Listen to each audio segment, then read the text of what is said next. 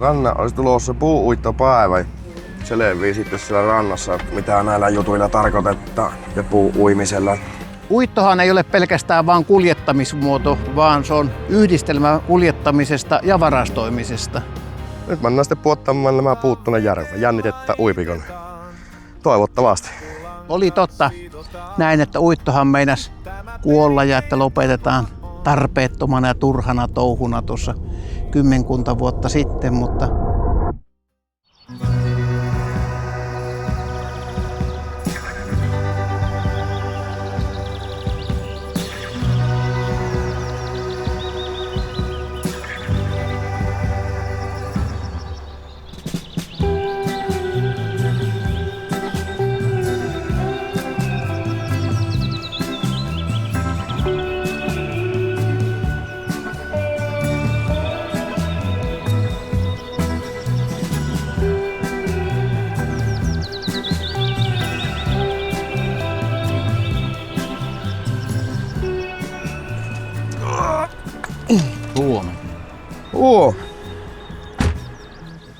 Tässä on ollut tuorettakin.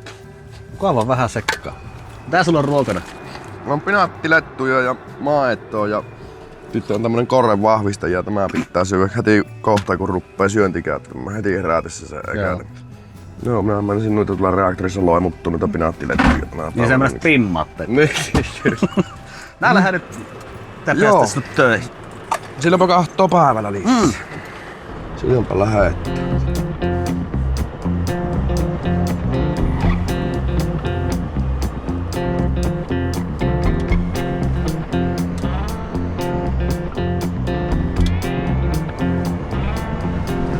Jo heti vasta aurinkoon, se pilattaa aurinkolla siitä aamutuimaan.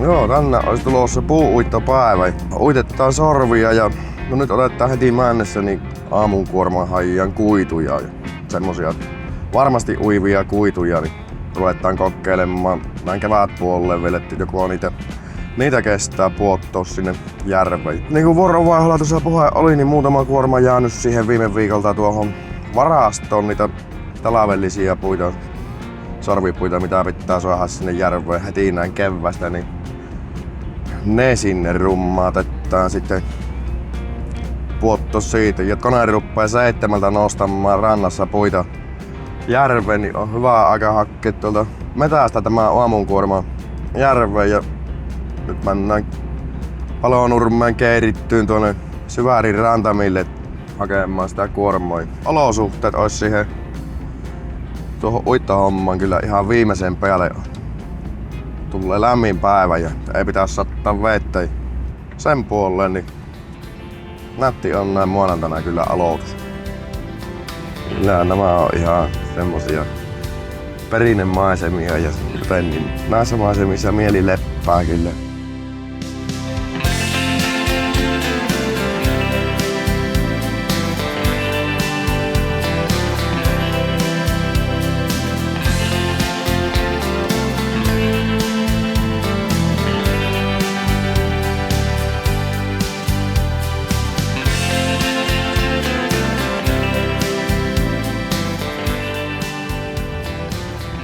Tässä myös suorallakin annetaan nämä tuonne pistoon on vehke, niin näkyväisyyttä on kuitenkin kumppanin suuntaan tässä, niin pitäisi kaikki se ei aiheuta vaaratilanne. Liikkuu ja vähän pihalle. Siellä näkyy just ahkovuori tuolla. Vielä on rinteessä lunta vähän. Ei enää niin paljon laskemaan tuohon lähti. Siitäpä me mahuuttaa.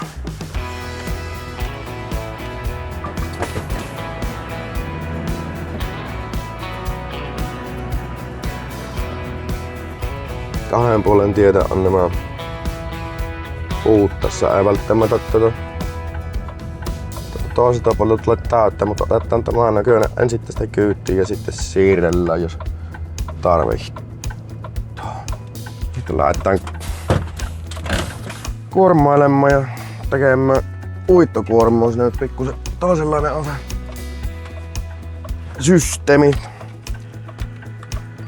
Tämä on vähän eroa normaalista kuormamista. Kato, ottaa niitä paksumpia pätkiä tuonne keskelle vähän. Tullaan oikein kykyinen tuosta kuormasta meille. Lankamänny, mutta se on riittävän kaukana. Tuossa päälite, tai ei se päälite menee, vaan tuolla reunassa jo.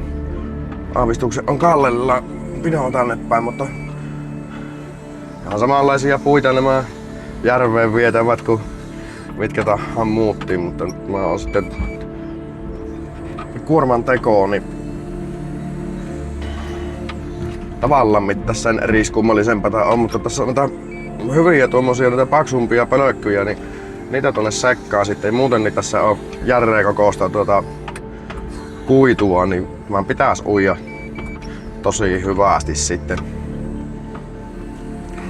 Olla uimakyvyltään semmonen oikein, niin ei oo vielä tähän aikaan vuosta ihan täysin kuivaa tämä puut, niin vielä kuukausi eteenpäin.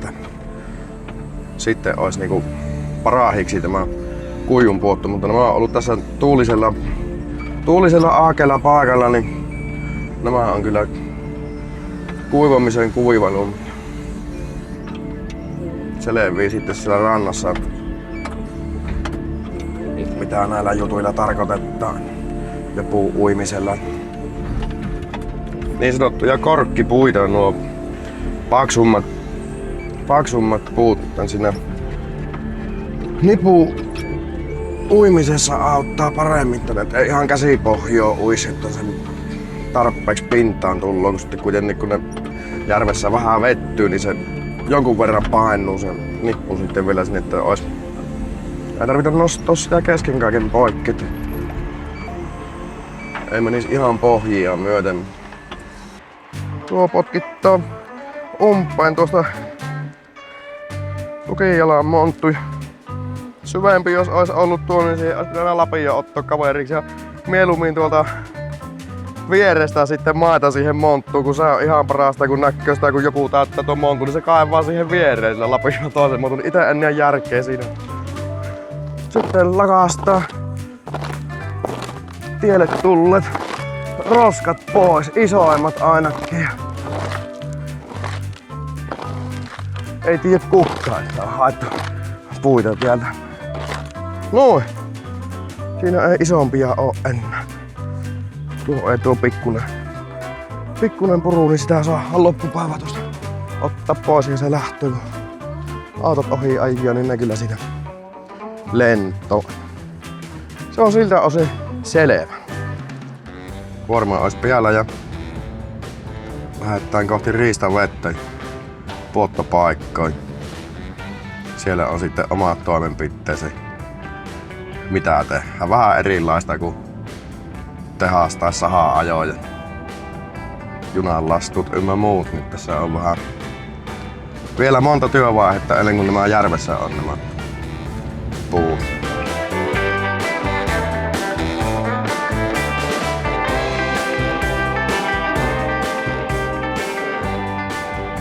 Sitten ruvetaan lähestymään puottopaikkaa, jos ennen pitkälti ruvetaan näyttelemään työliikkeitä kohdat.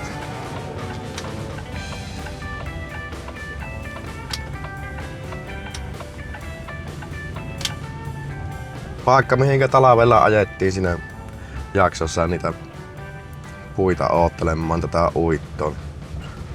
Niistä valtaosa nyt on viime viikolla jo järveen puotettu. Vielä olisi joku kuorma tuossa ja ne sitten tämän päivän mittaan sinne laitetaan. Aloitetaan sillä, pyöristetään nupista tuo nippu ja nosturi ylös. Sen jälkeen voi aaton sammutella ja mä annoin kuitenkin joku minuutti tuossa sitomisessa, niin suotta pyörii tuossa sen aikaa se ja sillä aloitetaan.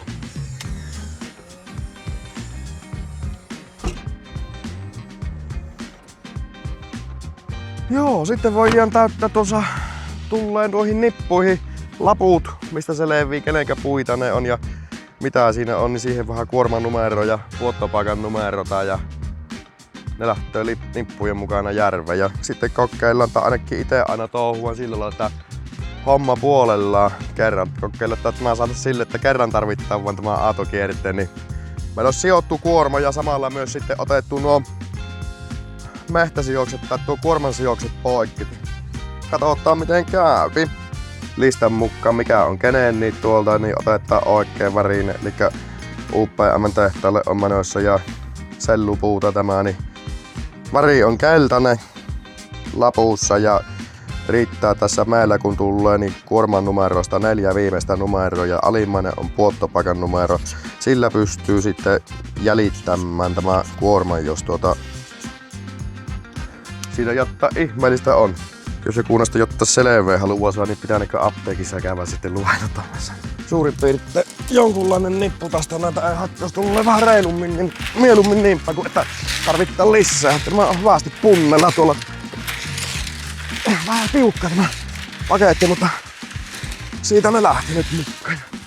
Mieluummin reilusti kuin vähän. Siinä meillä on alakkuun tarpeet. Tarvitaan tällä kohti kuorman sijoukset oikein. Tuplana työnnän nämä sitten tuosta silmästä se läpi ja sitten kuorman päälle yli. Tuota on hyvää toloppoa käyttää tuossa vähän kaverina, niin sitä myöten on helppo työntely. Mennään suoraan ja sitten tuon ali noin. Lappu se tulee tähän keskinippuun tai keskimmäiseen lankkaan. Se lappu ja tuolta kohti se jääpi suunnilleen tuonne kuorman päälle sitten, niin se on siitä näkyvissä ja erotettavissa. Se on siitä hyvä. Keskimmäisellä langalla on myös se merkitys, että pysyy se lyhyt pätkä sitten tuolla nipussa ja kyyvissä.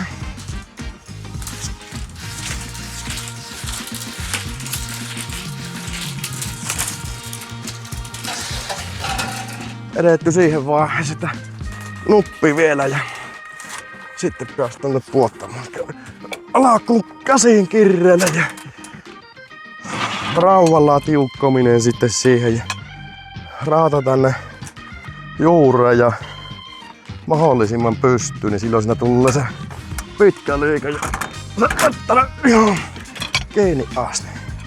Tuohon annetaan pientä lyöntiä, jonka jälkeen nämä on tärkeimmät melkein tässä hommassa, nämä pienet viiksilangat, niin tämä mutka täältä lukittaan niillä. Noin. Silloin se ei pääse auki jammaan, kun ne kohta tuonne puotetaan. Ja nyt mennään sitten puottamaan nämä puut tuonne järveen. Jännitettä uipikon. Toivottavasti.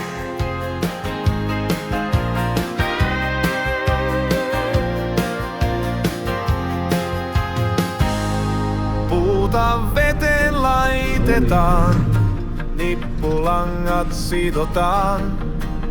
Tämä perinteinen tapa on, kun puuta uitetaan. Ei tolpia enää laukaista, vaan trukilla puretaan. On työmuoto muuttunut ja miesten kuormitus huojentunut. Mela veestä akon pohjaan, kaivantolahteenkin pudotetaan. Hyvä yhteistyö automiesten kanssa ja rantamiehiä arvostetaan. Puuta veteen laitetaan, nippulangat sidotaan. Tämä perinteinen tapa on, kun puuta uitetaan.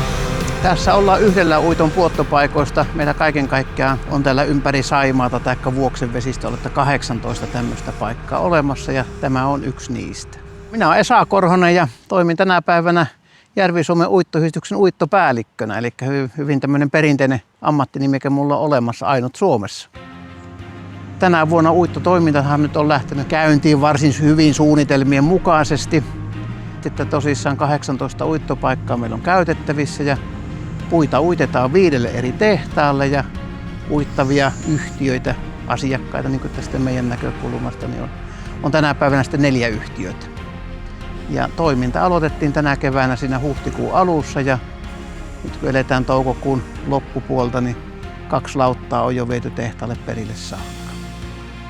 Oli totta näin, että uittohan meinasi kuolla ja että lopetetaan tarpeettomana ja turhana touhuna tuossa 10 vuotta sitten, mutta maailma on muuttunut muuttunut ja muutoksiahan tässä oli ympäristöarvojen esille tuleminen ja niiden arvostaminen paljon enempi.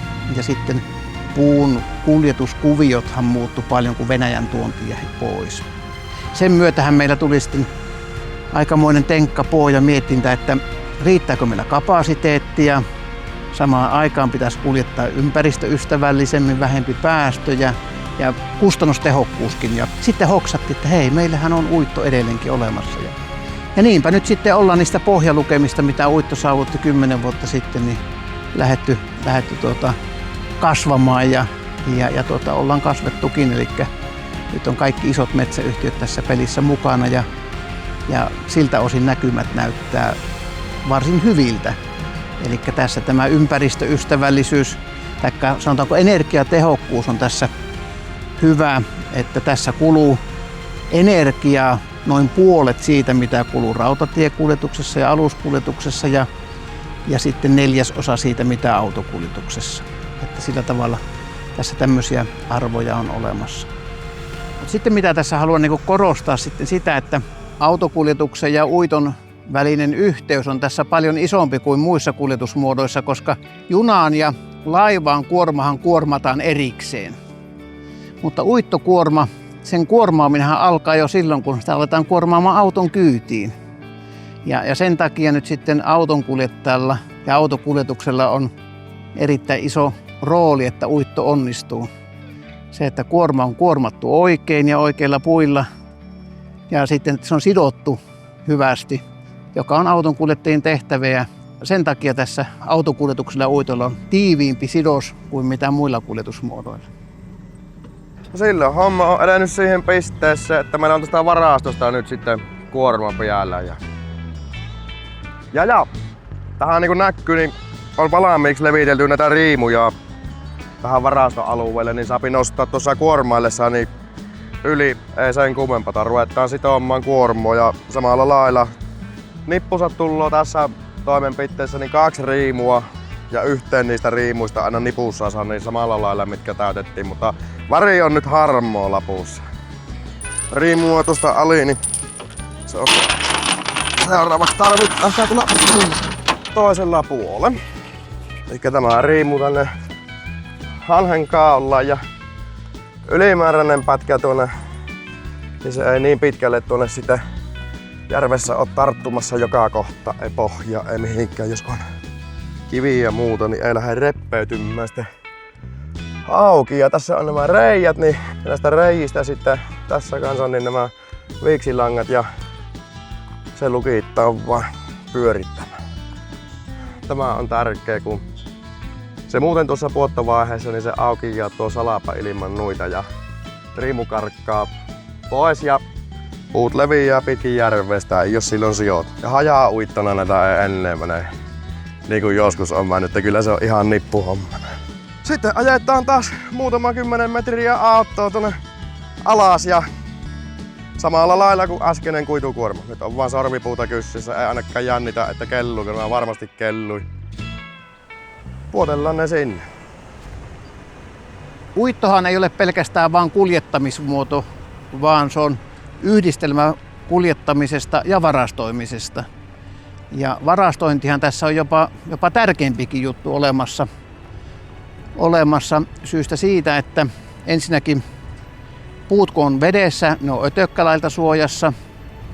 Ja sitten toinen asia on, että tehtaiden vesivarastot, uittovarastot ovat sitten oivallisia varastointi- ja varmuusvarastointikohteita, varsinkin kevät-talvella, kun on kelirikkoa ja kuljetuskapasiteetista niukkuutta, niin silloin ne uittopuut ovatkin arvossaan. Vaikka uitto sinänsä ei enää silloin toimi, mutta uittopuut ovat arvossaan.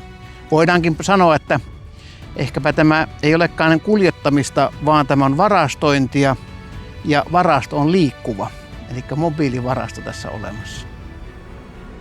Kaiken kaikkiaan meillä se koko uittosuma, mitä nyt uitetaan, semmoinen 12 000 rekkakuormallista puuta. Keskimääräinen uittomatka on semmoinen 300 kilometriä ja pisimmillään se voi olla 450 kilometriä Nurmeksesta Lappeenrantaan. Tälle paikalle nyt sitten näiden, mitä on tehty näitä uitto-ohjelmia, niin arvioida, että tulee semmoinen 300–400 nippua puuta, eli semmoinen 100–150 rekkakuormallista puuta ja hinaa. Ja nyt tänne tulee näiden suunnitelmien mukaan tuossa vajaan viikon kuluttua ja hakee tästä nämä tukit pois ja sen jälkeen on tilaa tähän ajaa kuitupuuta ja sitten tulee hakemaan toisella kerralla ne kuitupuut, mitä sitten kertyy. Puut kun ne tästä lähtee, niin uittolautta liikkuu sitten niinkin huimaa vauhtia kuin 2 kilometriä tunnissa, taikka 50 kilometriä vuorokaudessa on helppo laskea. Ja tästä nämäkin puut, mitä taustalla näkyy, niin lähtevät kulkeutumaan Etelä-Karjalaan, jonne on vesitse matkaa semmoinen 300 kilometriä, 350 kilometriä, niin semmoinen parisen viikkoa siinä kestää, kun kanavat sitten vielä vähän hidastaa sitä matkantekoa, niin sillä tavalla voi laskea näiden etenemiseen ennen kuin ne on sitten tehtailla. No kyllähän tämä tuntuu hyvinkin etuoikeutetulta, että on langennut mahdollisuus sitten olla vetämässä tämmöistä hommaa, kun johtaa uittoa. Ja kun tässä on virassa on nyt sitten ainut Suomessa ja varmastikin ainut Länsi-Euroopassa, niin kollegat ei nyt ole ainakaan kovasti viisastelemassa sitten ja neuvomassa. Ja tärkeintähän tässä on tässä verkostossa, että tässä on hyvät yhteistyökumppanit ja verkosto. Oli ne sitten niitä hinaajayrittäjiä, hinausmiehiä tai täällä rannalla olevia kuormantekijöitä, trukkikuljettajia ja ennen kaikkea puutavara-autoilijat ja auton kuljettajat. Niin kuin sanoin, että sieltähän se uittokuorman teko alkaa siinä vaiheessa, kun puut laitetaan auton kyytiin. Uittajan yhdistys on tehnyt aikanaan kirjan ja kirjan nimi on Joka uittaa, se voittaa. Ja edelleenkin kyllä sitä toistan. Joka uittaa, se voittaa.